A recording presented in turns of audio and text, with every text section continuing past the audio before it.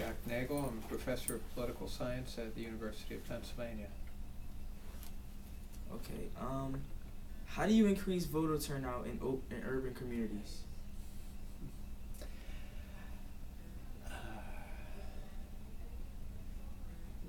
The trouble with professors is we give long-winded answers, and that's a question I could say a lot about. I think one thing we're seeing in the current campaign is the best thing to increase turnout, or one very good thing is to have a candidate or candidates that people can get really excited about, have issues where they think there's a lot at stake.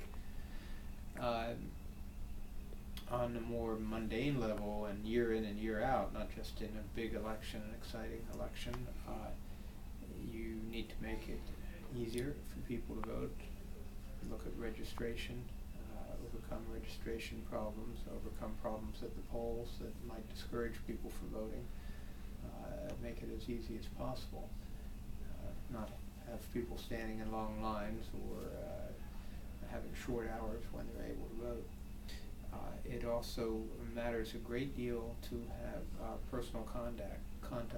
That is, not just try to get people to vote through mass media, through TV and radio and newspapers and mailers, but have people that they know, preferably that people come door to door canvassing, people from the neighborhood, locality who will encourage them. That kind of personal influence makes a great deal of difference in getting people to turn out to vote.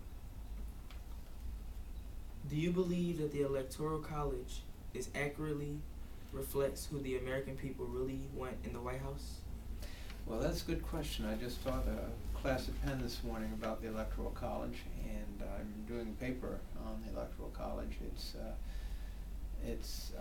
I'm an opponent of the Electoral College. I think it's something left over from 2 centuries ago. It wasn't a good idea at the start. It was really just a cobbled together compromise among people who disagreed in many ways about how the leader of the country should be chosen, and the fact that it survived for more than 200 years is really odd.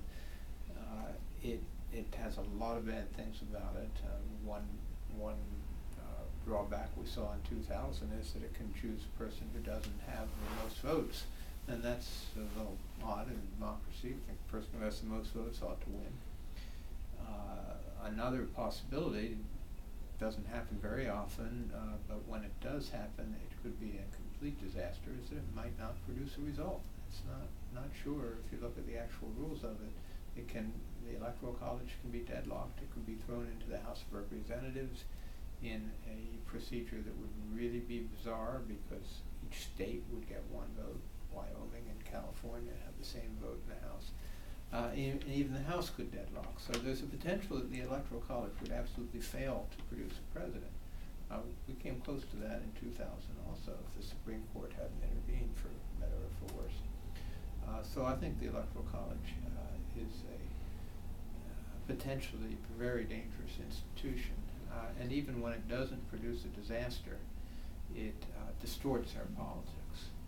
Now, we here in Pennsylvania don't see that because we're a battleground state in recent years, and so we get lots of attention from the campaigns and from the candidates, and that's kind of nice. But most of the states are getting no campaign attention at all, no visits from the candidates, except maybe for fundraising. They're getting no TV advertising because it's taken for granted that they're going to go one way or the other. Safe Republican or safe Democratic. And I don't think that's a good thing. I think, for one thing, when you mentioned about voter turnout, those states will tend to have lower turnout than the battleground states like Pennsylvania, Ohio, Florida. So, no, I think we should do away with the Electoral College. Do you think that the youth vote is important? Oh, yeah. It's important in a lot of ways. Traditionally, young people have voted at lower rates than older people, and that distorts their politics, because it means politicians are paying less attention to the issues that are important to young people: education, financial aid for education, the long-term safety of our social security system, and so on. and they're paying much more attention to issues that are concerned to older people who vote at higher rates. So I'm not saying older people shouldn't get attended to, but younger people shouldn't be downplayed, and politicians naturally go where the votes are. So if not many young people vote, they're going to pay less attention to what young people care about. Another reason why it's important for young people to get involved is that there's a lot of evidence that voting becomes a sort of habit. And if you don't get started on it, you're less likely to vote later. So if we want to have long-term health of the democracy, have higher turnout rates, then we need to have young people getting started early on. And how long have you been voting? Well, when I started voting, you had to be 21 to vote, so maybe not as long as some other people could, but my first election to vote in was 1968, so 40 years. Thank you very much for listening.